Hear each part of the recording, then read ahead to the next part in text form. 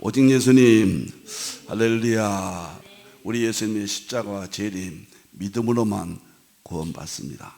성부, 성자, 성령님, 삼일체 하나님, 하나님의 말씀 정보, 예수님의 생명, 성령님의 기 에너지, 삼일체 하나님께 찬양과 경배와 영광을 세세토록 돌립니다. 아멘. 신학자가 되자, 과학자가 되자, 설교자가 되자, 평신도는 신학자가 되자, 과학자가 되자, 전도자가 되자. 이번에 제 모든 저서를 5가지로 정리를 했습니다. 굉장히 광범위한데, 제가 총 저서 가격이 매겨서 출간된 저서가 1080여 권입니다. 현재요. 계속 늘어나죠. 1080여 권을 압축하고 요약한 것이 삼일체 통합신학대전 250여 권, 6만 쪽입니다. 아마 1080권은 30만 페이지가 넘을 것 같습니다. 대략 평균 300페이지만 잡아도 어떤 것은 뭐 700페이지짜리가 또 수없이 많거든요. 그 다음에 삼일체 통합신학대전 250권 안에, 그 안에입니다. 삼일체 과학신학대전 45권이 1만여 쪽이 들어있습니다. 삼일체 과학신학 45권 안에 대표저서 20권 5천여 쪽이 들어있습니다. 7천여 쪽이 들어있습니다. 대단히 죄송합니다. 20권, 이게 저의 대표저서가 되고 1권이 출간됐고, 이제 이달에 2권 우주물리학과 하나님의 창조, 내년 1월달 2월달에 양자역학과 예수님의 세계, 3월달에 연력학과 성령님의 세계, 계속해서 대표조서는 이제 출간이 될 겁니다. 저 개인적으로는 완성이 됐습니다. 7천여. 그 다음에 이 45권 안에 삼일체 평신도 신학이라고 새로 신설을 했습니다. 이미 완성이 됐는데요, 이름을 붙여서 25권 5천여 쪽입니다. 이게 평신도 신학이 제자 훈련입니다. 성도들을 어떻게 제자 훈련시킬 것인가. 그래서 총 1080여 권, 통합신학대전 250권, 핵심은 20권입니다. 20권의 제 모든 세계를 압축했다, 이렇게 이해하시면 되겠습니다. 삼일체 하나님께 다시 한번 찬양과 경배와 영광을 세세토록 돌립니다. 아멘. 감사합니다. 계시록 종말론 수요일 날입니다. 제가 마이크를 놓을 때까지 수요일 날은 종말론을 하게 될 것 같습니다. 128회입니다. 삼일체 본질 실존은 대통일장 2020년을 완성하고, 그때부터 새롭게 계시록 종말론을 지금 계속하고 있습니다. 대환란 3번째를 하고 있는데, 오늘은 붉은 말 35번째가 되겠습니다. 다니엘서 12장 1절에서 13절인데 1절만 보도록 하겠습니다. 1절만. 자, 다니엘서를 좀 오래 했습니다. 왜 그러냐? 7인 7나팔 7대접이 대환란이거든요. 7대접까지 끝내겠습니다. 그리고 앞으로 7대접까지 끝나면은 2-3달 걸리겠네요. 끝나고 나서 바로 계시록으로 들어가겠습니다. 21세기가 된 이 시점에서 계시록을 어떻게 또 이해할 것인가, 삼일체 또 양자역학 이런 부분을 추가시켜서 21세기 계시록 강에 바로 들어가겠습니다. 저도 기다리기 전에 제가 어떻게 설명을 할지, 마지막이니까요, 계시록 강에 아마 잘 하고 싶습니다. 오늘은 이제 대환란 다니엘서를 지금까지 7장, 8장, 9장, 10장, 11장 여기까지 지금 후반부를 지금 해왔잖아요. 7, 8, 9, 10, 11, 12. 오늘은 12장 마지막에 되겠습니다. 자, 그러면은 12장 어떻게 해석할 것인가 아주 중요하죠. 다니엘서를 제가 이렇게 길게 하는 이유는 붉은 말을 전쟁을 길게 하고 다니엘서를 길게 하는 이유는 다니엘서가 너무 중요하다는 거예요. 제가 다니엘서를 1장부터 다 하고 싶은데 지금의 감각에서 기회가 올지 몰라서 전쟁 부분만 7장, 8장, 9장은 가볍겠고요. 11장, 10장, 12장까지 이렇게 하게 된 겁니다. 오늘은 다니엘서 전체를 어떻게 볼 것인가 라는 문제를 12장 1절이 키를 쥐고 있습니다. 그때 늘 말씀드렸죠. 그때는 11장을 포함합니다. 11장을 이야기합니다. 11장이 무슨 내용이었는가? 11장은 7장, 8장, 9장을 또 포함하고 있어요. 그러니까 11장이 얼만큼 중요한가를 이해하셔야 됩니다. 첫째, 여기서 다니엘서를 어떻게 볼 것이냐, 그 문제부터 여러분들이 다시 한번 오늘 총 정리하겠습니다. 그리고 다음 시간에는 이제 에스겔서로 들어가겠습니다. 에스겔서 37, 38, 39장을 어떻게 붉은 말 전쟁으로 할 것인가 흥미진진합니다. 오늘 이 시대에 다 나타났잖아요. 자, 다니엘서를 해석을 또 한 번 말씀드립니다. 핵심은 마태복음 24장 15절이죠. 예수님이 다니엘서 해석에 대해서 분명히 이야기했습니다. 누가복음 24장 24절 44절에도 예언의 말씀, 모세일과 시편과 선지자의 그런 예언서거든요. 다 나에 대해서 기록했다. 이미 예수님 말씀하셨거든요. 다니엘서는 예언서죠. 예수님에 대한 이야기다. 과거 역사 이야기를 통해 예수님으로 초림제림이죠. 해석해라. 이렇게 말씀하셨는데 마태복음 24장 15절은 특히 멸망에 가증한 미운 물건이 거룩한 것에 선다. 멸망에 가증한 미운 물건은 적그리스도거든요. 다니엘이 말한 바 그랬거든요. 다니엘서의 적그리스도가 4군데 나와요. 그 적그리스도가 예루살렘 성전 짓고 자기가 하나님이라고 그래요. 그러면은 대환란이 시작된 줄 알고 그때는 끝난다. 재림하신다. 그 말씀이거든요. 그래서 다니엘서 멸망에 가증한 것이 나오는 것은 4군데라고 그랬습니다. 7장에 나옵니다. 7장 8절에 작은 뿔이 적그리스도입니다. 멸망에 가증한 적그리스도니까 교황 적그리스도입니다. 우리는 웨스트민스터 25장 6항, 그 다음에 칼빈, 개혁주의 500년 동안 적그리스도는 교황이라고 신학적으로 이미 정립이 되어 있습니다. 7장에 나옵니다. 8장에 안티오쿠스 에피파네스 2300주야를 말합니다. 적그리스도입니다. 역사적인 안티오쿠스 에피파네스가 미래 교황 적그리스도를 예표한다. 9장 24절부터 27절까지 그가 한 이래 동안의 언약을 굳게 정한다. 그가가 적그리스도입니다. 교황 적그리스도입니다. 7년 대환란을 약속한다고 말이에요. 선포한다고 말이에요. 그것이 환란이에요. 10장과 11장은 같은 것인가요? 11장에 지난 시간에 했죠. 마지막에 남방왕이 이스라엘이 성전 지을 때 중동 표범이 공격하면 북방왕, 그것은 서방 세력, 교황 적그리스도 세력이 물밀듯이 이스라엘 땅에서 전쟁을 일으킨다. 그리고 적그리스도는 영원한 땅에 들어간다. 그것이 성전에 앉아 자기가 하나님이라고 그런다. 그렇게 연결되거든요. 그때 하나님께서 치셔서 19장 재림하셔서 심판하고 끝낸다.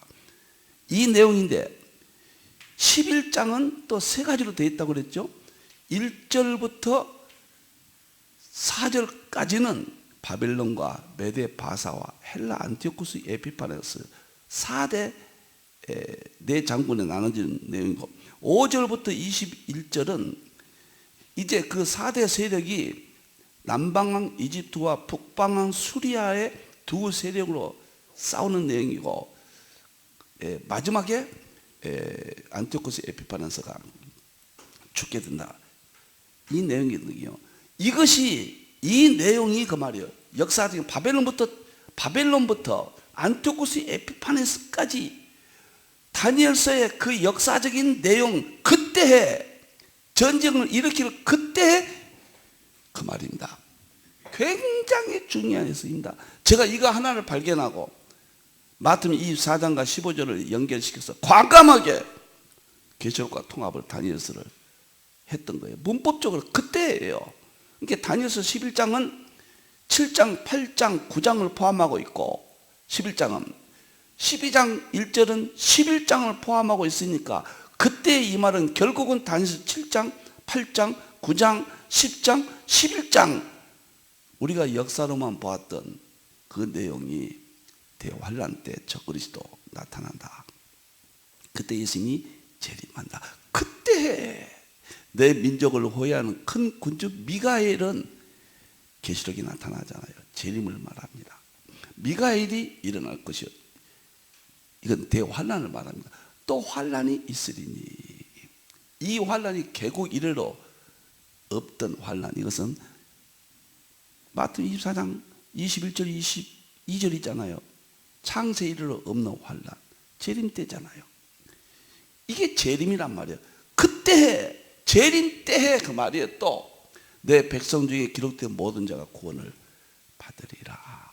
이것은 예수님 재림에서 우리가 천년왕국 들어갑니다. 이 부분이 그렇게도 중요하고 중요합니다. 제가 다니엘서를 어떻게 해석할 것인가? 계시록은 그동안 많이 알려졌거든요. 세계 4대 학파로에서 이제 많이 하거든요. 다니엘서와 통합이 안 된 계시록은 반쪽이라면 너무 심할지 모르지만은 그건 아직 계시록에 정당한 해석을 내릴 수가 없다. 마태복음 24장, 25장, 다니엘서 전체, 특히 7, 8, 9, 10, 11, 12 이 부분을 정확히 계시록과 통합해야 된다, 그 이야기입니다. 그러면은 오늘은 이제 11장이 재림 때다, 역사적인 사건을. 그러면 12장이 재림 때로 입증이 돼야 돼요. 12장이. 그래서 12장을 제가 계시록과 마태복음 24장과 통합해서 입증함으로 다니엘서 11장 7, 8, 9, 10, 11이 재림 때다, 계시록과 연결된다. 이것이 양자 중첩, 양자 얽힘입니다. 구약은 입자라면 마지막 신약 때는 파동과 같은 실현된 세계죠. 그래서 저는 양자역학은 우주의 질서니까요. 입자, 파동, 이중성, 양자 중첩, 양자 얽힘, 양자 도약, 양자 불확정성 5가지 원리를 제가 발견하고 제가 이렇게 삼일체 통합시나 통합을 했잖아요. 정말로 엄청난 세계를 이해하게 되었습니다. 자, 그러면은 이제 12장이 재림이라는 것을 입증하겠습니다. 자, 넘기세요. 7가지로 12장을 분석하겠습니다. 올리세요. 첫째, 미가엘이 일어난다고 그랬잖아요.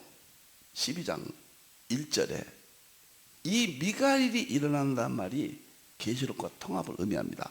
계시록 12장 7절에 보면 종말에 미가엘이 나타난다고 그랬거든요. 이렇게 찾는 거예요. 이렇게 통합, 융합하는 거예요. 철과 진흙이 융합되면 재림하신다고 그랬잖아요. 지금 통합, 융합을 하지 않는 학문 연구 방법은, 또 성경 연구 방법은 안 됩니다. 21세기는 하나님이 열어준 세계를 볼 수가 없죠. 놀랍고요. 너무나도 기가 막힙니다. 마태복음 종말을 보면 마태복음 24장 30절에 종말에 천사들을 보낸다고 그랬죠. 이 천사들이 다 미가엘, 다니엘, 계시록 똑같아요. 같은 겁니다. 데살로니가전서 4장 16절에 보면 종말에 천사장의 소리가, 죽은 자가 살아나고 살은 자가 변화돼서 공중에서 주를 영접한다. 대환란 끝이죠. 성경은 그 시대의 문화를 통해서 기록하거든요. 그러니까 용어가 이렇게 다 달라요. 그래서 상징주의를 하지 않냐면은 분석하는 데는 문자주의가 절대 필요하지만 통합하고 융합할 때는 상징주의 해석학을 모르면 불가능합니다. 그래서 지금 상징주의가 세계 주도하고 있잖아요. 모든 면에. 이렇게 입증이 됐습니다. 그래서 다니엘서가 계시록과 짝이 되는 거예요. 상당히 깊은 내용들이고 놀랍습니다. 놀랍고 놀라워요. 두 번째 보겠습니다.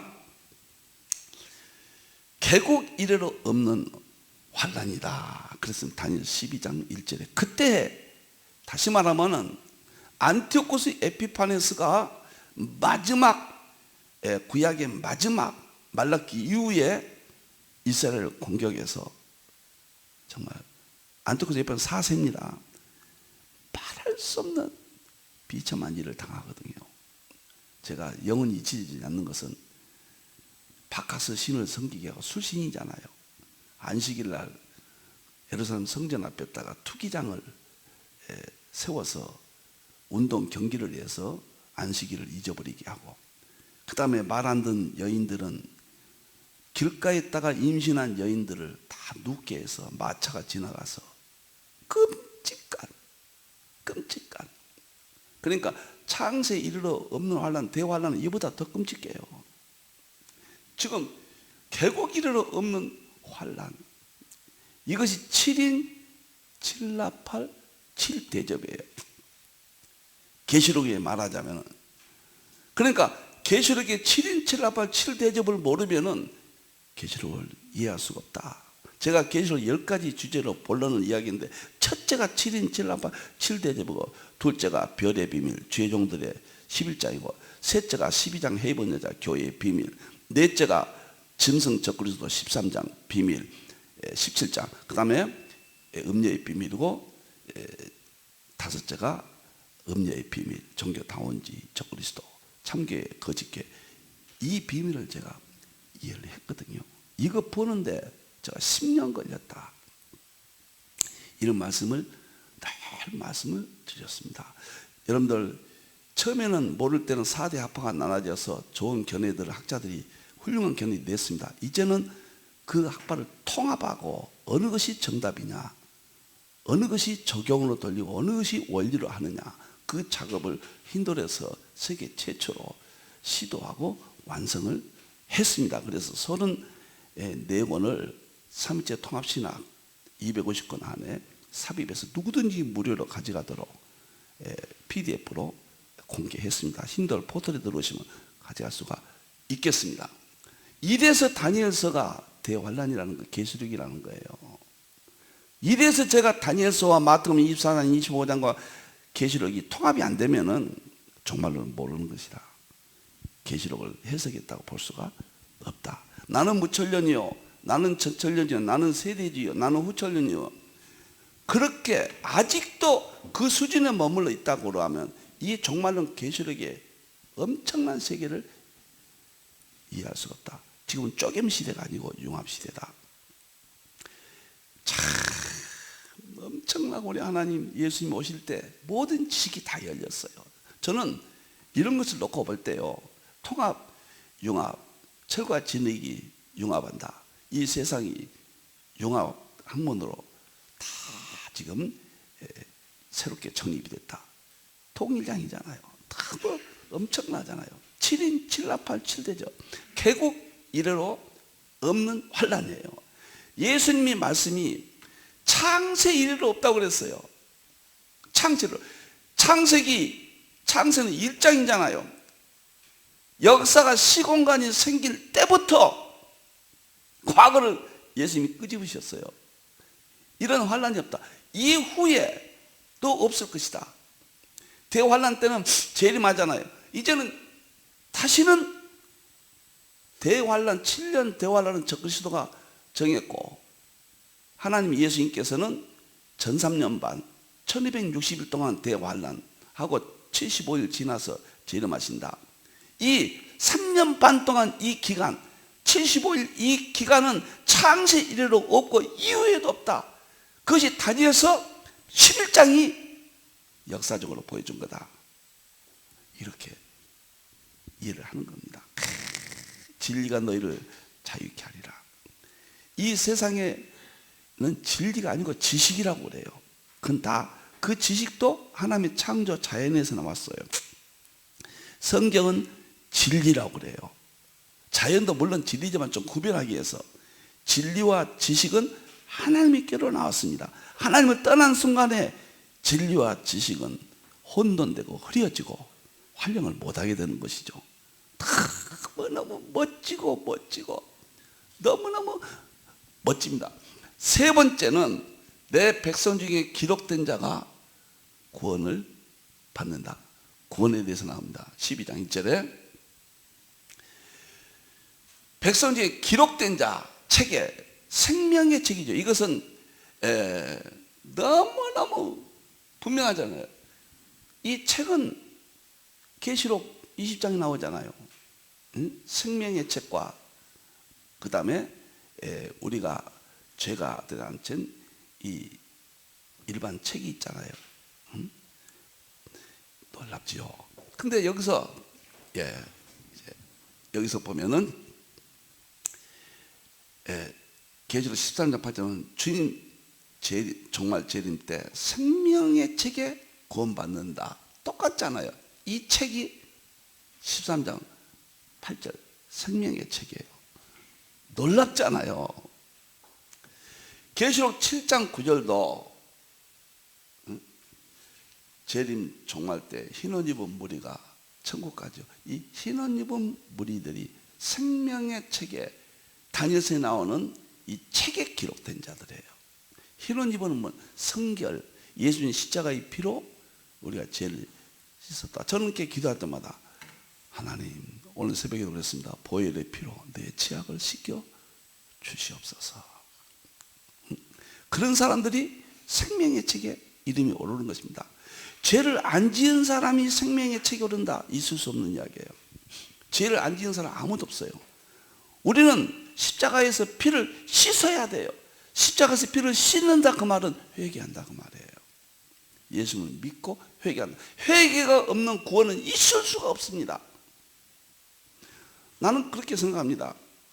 우리가 얼마큼 의롭게 사느냐가 기준은 될 수가 없습니다. 그건 세상의 기준이에요.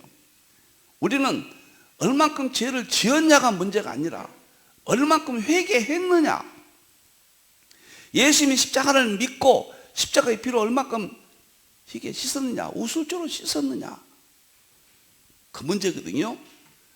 그런 사람들이 구원을 받는데 그것을 생명책이라고 했는데 다니엘서도 책이라고 그러고 흰옷 입은 무리고 마태복음 24장 22절은 택한 자가 구원받는다. 이 택한 자가 책에 기록된 자들입니다. 생명에 기록된 자, 생명책에 기록된 자, 좋습니다. 깊고도 오묘하고 신비합니다. 성경만큼 진리가 어디가 있습니까? 제가 후배들 만나면 그런 이야기 합니다. 성경을 높여라. 성경을 사랑해라. 우리가 이해하지 못한다고 그래서 성경을 무슨 비판한다거나 문서 비판이라든가 있을 수가 없다. 성경 자체에 대해서 연구 방법이 비판적인 방법을 보면 안 된다. 무조건 믿고 무조건 하나님이라고 말씀이라고 우리가 전제해야 된다. 너무너무 멋지잖아요. 제가 오늘 다니엘서를 마감하면서 이제 에스겔로 전쟁이 붉은 말이 들어갑니다. 붉은 말을 이해해서 내가 대환란 이렇게 중심적으로 했습니다. 물론 7인 7나팔 7도 구조도 우리가 이제 이해했고요. 앞으로 한 두 달이면 다 끝나게 될 것 같습니다. 그러면 계시록으로 들어간다고 말씀드려서 계시록은 좀 많이 듣게 하십시오. 너무 엄청나고 엄청납니다. 제가 멋지게 한번 계시록 강의를 1년이 걸릴지 2년이 걸릴지 차분하니 한번 제가 최선을 다하겠습니다. 네 번째는 다니엘서 12장이 왜 재림이냐? 깨어나 영생을 받는다. 12장 2절에 그랬거든요.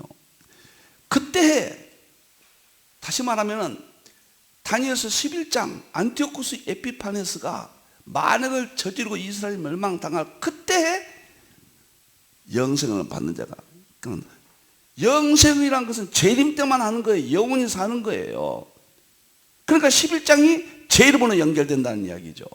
그래서 제가 유브라데 전쟁으로 11장을 제가 해석하는 것은 정당하다는 이야기입니다.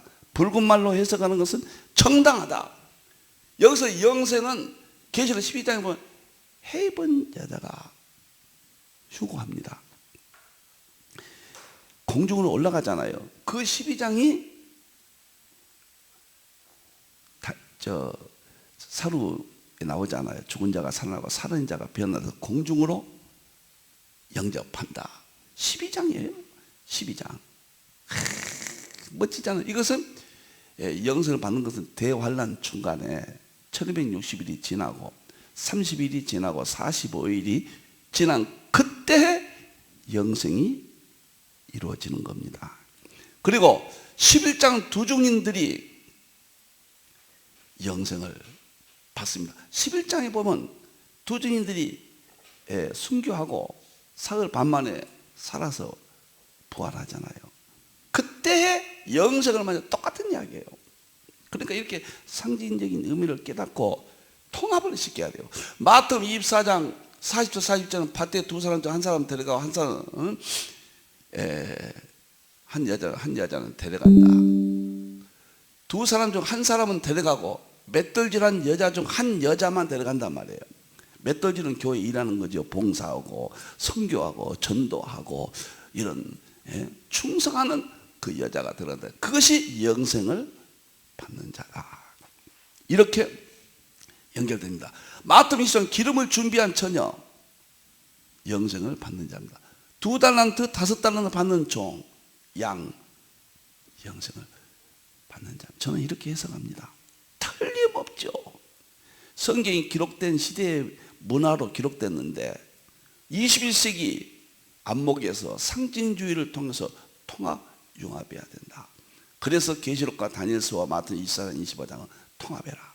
전쟁도 스가랴 14장, 에스겔 31, 38, 39, 그 다음에 다니엘서 7장, 8장, 9장, 10장, 11장, 12장, 계시록 전체를 통합해라. 다섯 번째, 수치를 당하여 영원히 부끄러움을 당한다 그랬어요. 2절에 예수님 재림하는데 깨어나지 못하면, 영생하지 못하면 수치를 당한다. 왜 수치를 당합니까? 우리 예수님이 이 땅에 오셨는데 하나님을 알지 못하고 예수님을 영접하지 않고, 말이 그때 당시 용어로 수치지요. 이것은 멸망받을 자들이에요. 부끄러움이 뭐, 이건 아주 지옥 형벌을 받는 자들이죠. 누구냐? 계시록 14장에 적그리스도와 거짓 선자들이 나오거든요. 바로 이런 사람들이에요. 어떻게 이것은 하나님의 종이라고 하는 이름으로 영원히 배도했기 때문에 부끄러움다 합니다. 저는 제 인생에 가장 싫어하는 사람이 누구냐, 그런 말을 해서는 안 되지만, 예수님을 배도한 사람이 있잖아요. 12지파가 다 배도했는데 회개했으니까 괜찮은데 가룟유다는 끝까지 배도해서 창자 터져 죽었잖아요. 예수님도 다 마지막에는 배도했어요. 바울이 아시아에서 다 나를 버렸도다 그러잖아요. 그래서 저는 인생이 오면서 배반도 많이 당해봤고, 또 사랑은 뭐 수십 배 더 많이 받았죠. 하나님 종들과 성도들에게. 그러나 배도한 사람은 회개하면 괜찮아요. 배도한 사람은 저는 마음속으로 용서는 하되 제 관계를 끊습니다. 그런 사람하고 내가 무슨 같이 어떻게 할 겁니까? 거기까지 어떻게, 회개가 없는 배도자를 어떻게 같이 걸어갈 수가 있습니까? 여기도 배도하는 사람, 수치를 당한 사람은 영원히 형벌 속에 들어간다고 그랬잖아요. 여러분들요, 나 직원들 오면 그랬습니다. 두 가지 때문에 나하고 여기서 떠나야 된다. 첫째는 건강을 지키지 못하는 사람, 병원이나 다니고 밤낮 이런 사람들은 참 눈여겨보거든요. 건강관리 어떻게 한가, 병원에 몇 번이나 간가, 이거 봐요.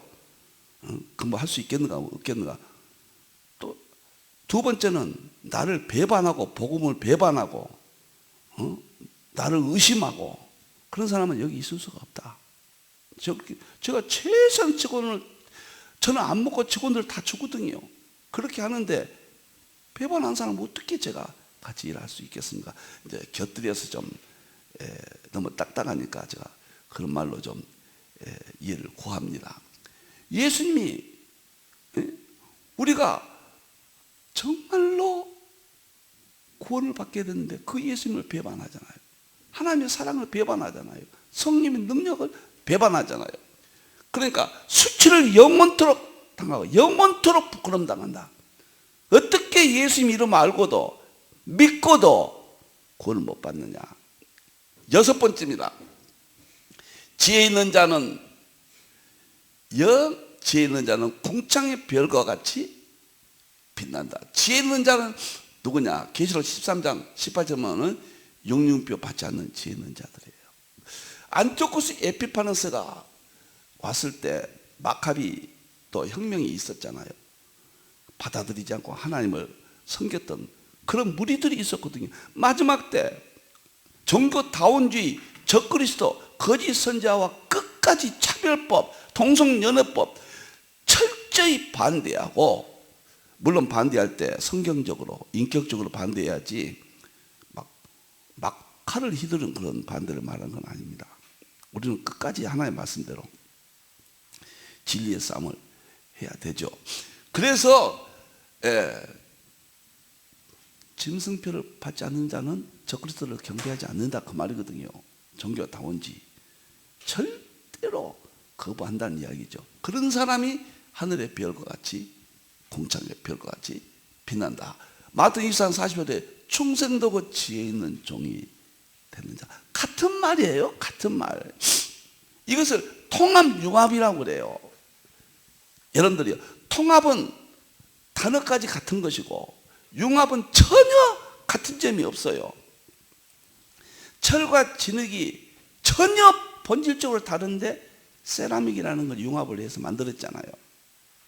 여러분들이요, 종교다원주의는 전혀 모든 종교가 다른데 잘못 나쁜 쪽으로 융합하잖아요.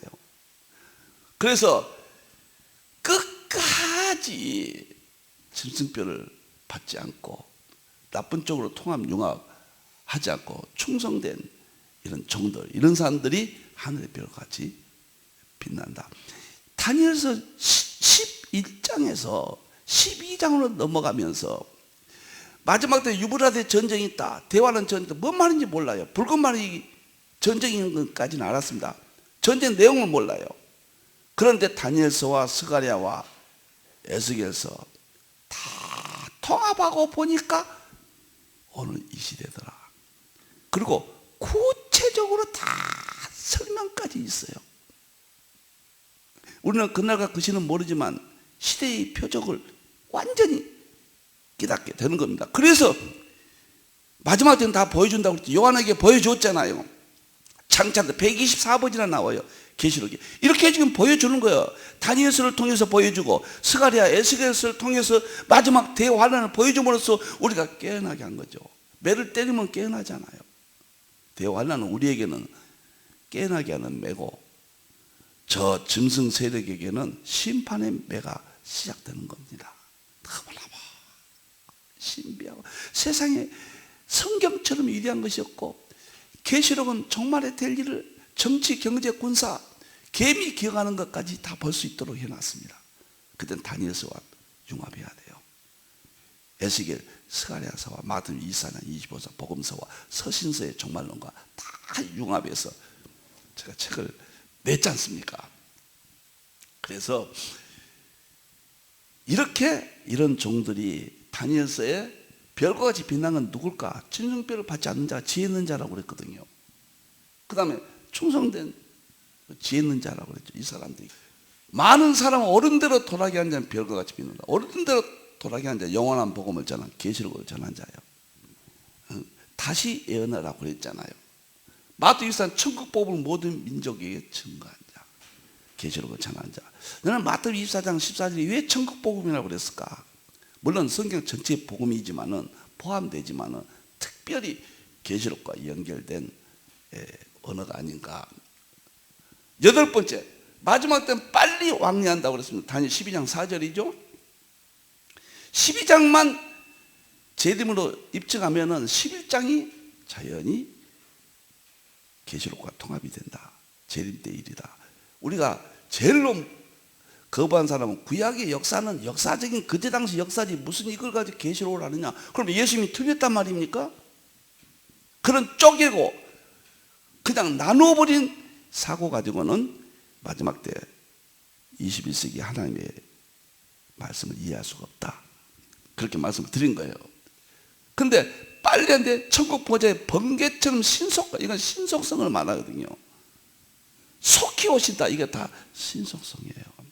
마지막 때는 초스피드, 초지식. 다니엘 12장 4절이 초지식, 초스피드시더라. 아홉 번째, 세마포 입은 자가 하늘을 향하여 맹세를 합니다.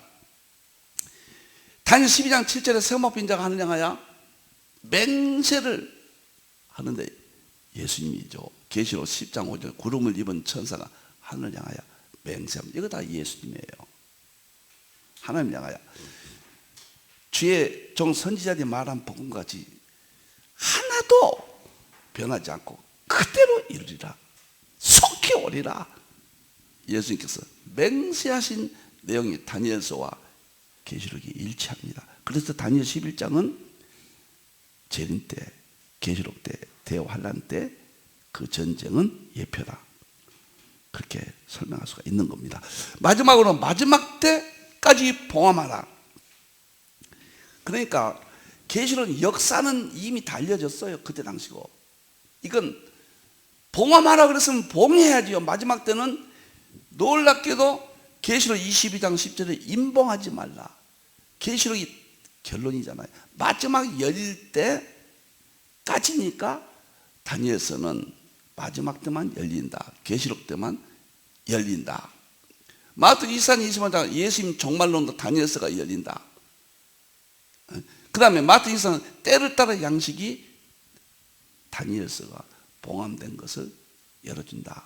그러니까 마지막 때까지 봉함한다 그 말은 마태복음 24장 25장이나 계시록이 마지막 재림 직전에 대환란 때 될 일이지만은 그 전부터 열리기 시작해서 마태복음 24장 30절 무화과나무의 비유를 배우라.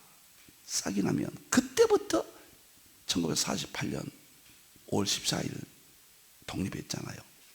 놀랍잖아요. 그때부터 이제 마지막으로 들어가고 그 다음에 재림하시기 7년 전 적그리스도가 대환란을 일으킨다고 언약을 하고 예수님께서는 3년 반 1260일 동안 환란을 우리에게 주시고 이기게 해주시고 100% 승리합니다. 걱정할 거 하나도 없어요.